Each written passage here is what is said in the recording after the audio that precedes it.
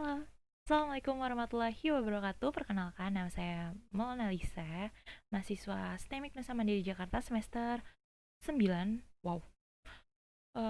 Hari ini saya akan melanjutkan video yang sebelumnya. Saya akan melakukan demo terhadap penelitian saya. Jadi, untuk teman-teman para mahasiswa yang sedang melakukan penelitian juga, terutama yang menggunakan metode kuantitatif, bisa mengikuti videonya karena saya akan menjelaskannya step by step. Dan untuk mungkin para dosen pembimbing atau pembina saya sedang menonton video ini, halo Pak, halo Pak atau Ibu, saya membuat video ini dalam rangka untuk menghilangkan error saya. Nah, oke, sekarang kita akan coba step by step ya. Pertama itu adalah menyebar kuesioner. Saya menyebar kuesionernya itu lewat lewat apa lewat WhatsApp ya, untuk nih ini kepada semua wali kelas. Itu saya mengirimkannya kurang lebih isinya kayak gini. Ini untuk Bu Lita. Halo Bu Lita, mungkin sedang nonton. Dia adalah guru favorit saya. Ini untuk beliau sebagai seorang guru, dan saya memintanya untuk menyebarnya lagi. Saya bikin beberapa link untuk siswa karena siswanya banyak, pokoknya jebol. Nah, ini ya linknya masing-masing. Ini contohnya kuesionernya. Nah, ini untuk siswa, yang ini untuk guru, dan ini tampilan di belakang layarnya tuh. Saya membuat beberapa ya untuk siswa. Yang warna hijau ini untuk siswa, dan untuk guru yang warna ungu hanya satu. Ini biasanya kita bisa langsung download aja. Respons nih, ini kita download. Nah, ini saya sudah mendapatkan hasilnya ya. Ini untuk nah tuh, untuk para ini ya, untuk para guru dan siswa ya, kan itu saya beda ini. Nah, tuh yang kayak gini tuh. Nah, terus setelah itu kita melakukan tabulasi data untuk dimasukkan. Saya ada tabulasinya sih sebenarnya, cuman saya lupa taruhnya di mana. Nah, setelah kita tabulasi, kita bagi sesuai pertanyaannya. Ada 5 ya, untuk S1, X2, X3, dan Y kan. Nah, kita masuk ke uji yang pertama, yaitu uji validitas dan reliabilitas. Apa sih itu uji validitas? Uji validitas itu adalah uji kevalitan. Jadi kita tuh pengen tahu apakah alat ukur ini tuh mumpuni nggak gitu, atau ya bagus gak, valid ya. Valid itu tuh ya valid gitu ya, validitas gitu.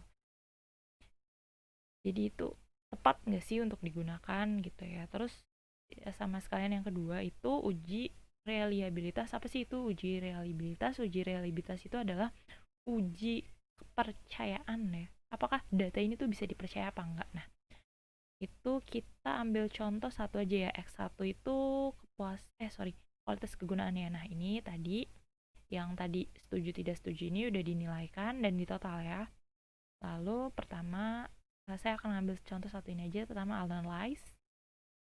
Kita masuk ke correlate, pivot. Nah, ini kita masukkan sini semua, dan oke, kita tunggu beberapa lama. Nah, ini syaratnya uji validitas itu adalah nilainya itu harus nilai ini nih, nilai uh, R tabelnya ini tuh harus lebih dari 0,05 ya, 0,05, atau R hitungnya lah, R hitungnya 0,05. Jadi ini bisa dikatakan dia valid ya untuk si X1 ini ya, yaitu apa tadi, kepuasan kualitas kegunaan. Nah ini satu dulu. Terus nggak usah simpan karena saya udah simpan. Terus ini kita masuk ke analyze. Kita coba untuk uh, reliabilitas ya. Reliabilitas itu ada di, bentar, scale ya, scale reliabilitas analis. Ini kita pindahin ke sini, statistik. Oke, ini kita pilih alpha. Oke. Nah, alphanya ini uh, 0,792, yang dimana syarat untuk pro-combat alfanya itu tuh kalau misalnya dia reliable atau enggak itu harusnya di atas 0,60 dan ini kan 0,792, berarti data ini reliable. Sip ya. Kita masuk ke yang kedua. Oke, bisa dikatakan sejujurnya data saya itu eh, berdistribusi tidak normal, cuman makanya saya normalkan. Nah, yang tadi kan kita ngambil satu contoh ya.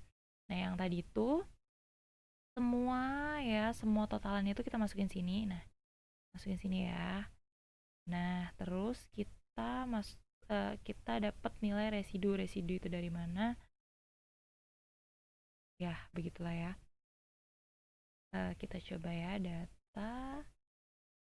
Kita analyzein ya, analyze. Sorry.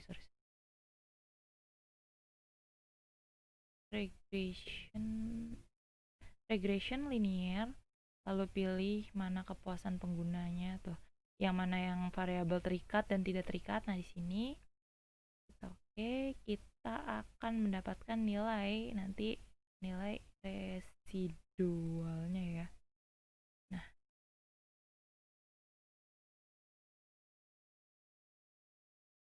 Nah, tuh dia berdistribusi secara normal. Kita simpan dulu karena ini akan dipakai. Terus untuk mengetahui ya, tadi itu kita analyze, kita masuk ke non parametric test, one legacy dialog, one sample key ace. Setelah itu tadi yang udah itu under start residual, maaf ya Bu Pak.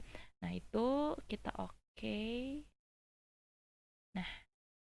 Nah, di sini dapat dilihat Asymptote memiliki signifikansi 0,200 dan Monte Carlo-nya 889. Jadi ini nilainya di atas 0,05 ya. Jadi data ini bisa dikatakan berdistribusi dengan normal. Terus kita masuk ke uji multikoliniaritas ya.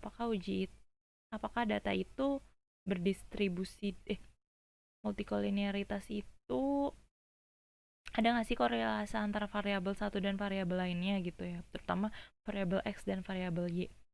Nah, kita tadi itu bisa dilihat di sini kayaknya. Ya. Nah, iya kayaknya di sini. Kita lihat di ini ya. Hidden ya. Basic kayaknya nih. Nah, terus untuk heterokedastisitasnya, nah ini kita bisa lihat di scatter plot. Nah, ini bisa kelihatan kalau misalnya scatter plotnya ini tuh tidak membentuk suatu pola dan dia menyebar ya. Tidak membentuk suatu pola, tidak bergelombang dan segala macam, berarti data ini tuh tidak memiliki gejala heterokedastisitas ya. Terus kita masuk ke uji linearitas. Jadi apakah cara ini tuh mempunyai hubungan yang linear apa enggak? Kita cari uh, apa sih namanya? Uh, kita cari navif-nya lebih dari 0 apa enggak gitu ya. Bentar. Fif itu di mana ya?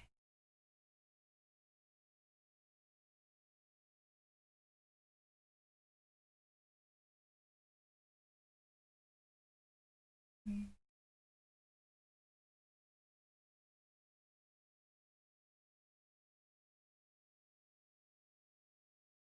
Fif. Bentar ya. Oke, kita masuk ke sini dulu. Tadi normalitas, kita sama lagi melakukan yang sama. Kita analyze, kita regression. Sorry. Iya benar. Regression, terus kita pilih linear.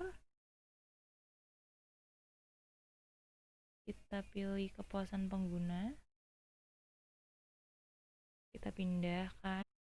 Mohon maaf untuk tadi karena terputusnya kamera, karena ternyata tidak bisa ya lebih dari 10 menit harus berbayar. Jadi saya potong saja videonya tadi.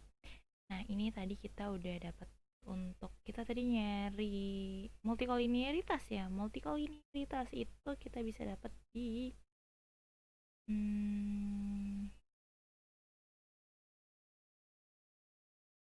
hmm, ini nih. Oke. Oke deh, sekarang kita masuk ke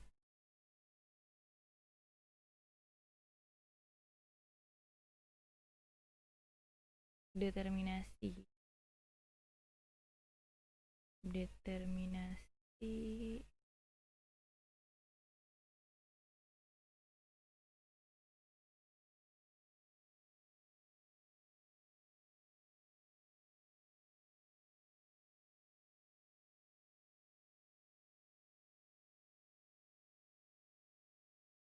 Nah, ini ya. Untuk koefisien tuh, tadi tuh determinasi tuh nilainya ya.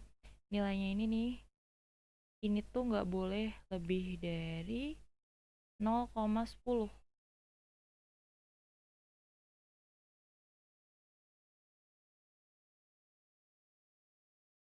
Dan PIV-nya ini tuh tidak boleh lebih dari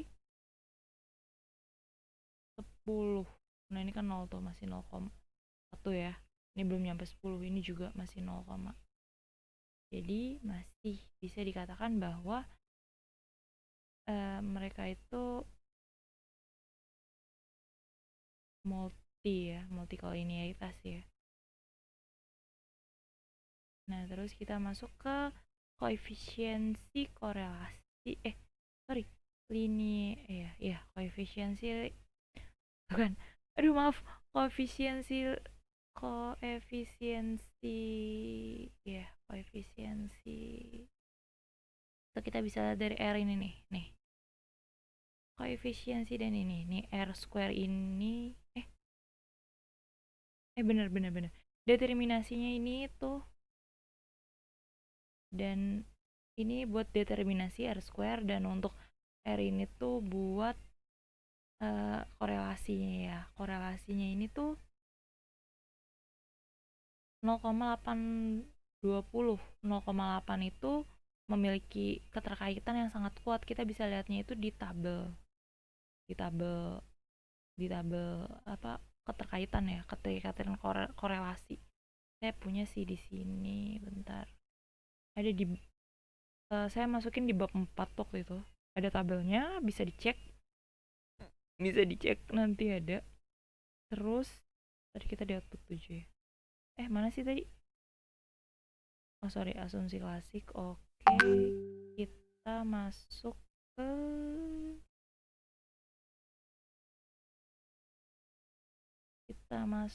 ke R square. R square ini buat determinasinya. Jadi ini kan 0,673. Jadi tuh seberapa variabel Y sama X-nya itu saling mempengaruhi nggak sih? Dan ternyata mempengaruhi sebesar 0,67. Sisanya itu sekitar 37, berapa itu tuh terpengaruh oleh hal lain yang tidak masuk variabelnya di dalam penelitian gitu. Jadi memiliki determinasinya itu besar 67,3%, kayak gitu untuk data ini ya. Terus kita masuk ke, udah nih, tadi determinasi udah, korelasi udah, berarti bisa langsung masuk regresi linear. Dijelasin nggak? Itu tadi regresi linear ya. Kita masuk ke uji F kali ya. Uji F sama uji T. Uji F sama uji T itu di sini juga. Bentar, uji F. Kita cari F dan uji T.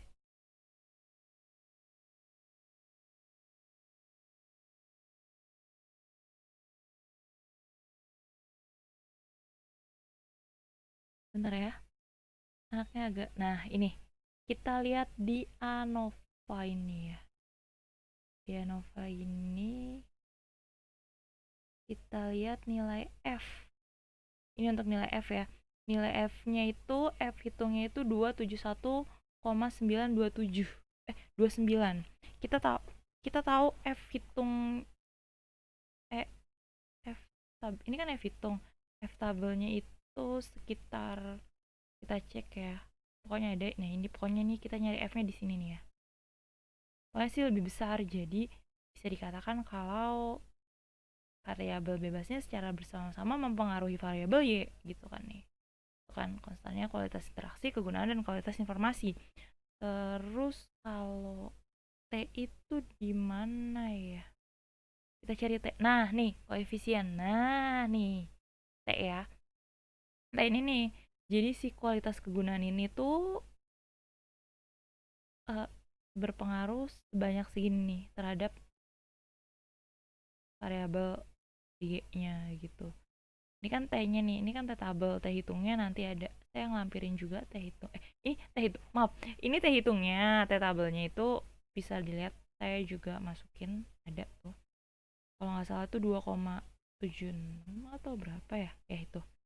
Nah, ini bisa dikatakan bahwa kualitas kegunaan mempengaruhi kepuasan pengguna, yaitu variabel Y kan. Nih, kepuasan pengguna mempengaruhinya sebesar segini. Untuk kualitas informasi X2-nya 7180 mempengaruhi kepuasan pengguna yang Y ini, terus kepuasan interaksinya segini dan sekian. Gitu kurang lebihnya. Gimana? Gampang kan? Kalau udah tahu caranya gampang. Dan gitu sih sebenarnya tuh banyak nemuin kendala, terutama waktu itu beberapa kali nggak normal, terus kita transform data terus, dan akhirnya berhasil meskipun beberapa hari nggak tidur.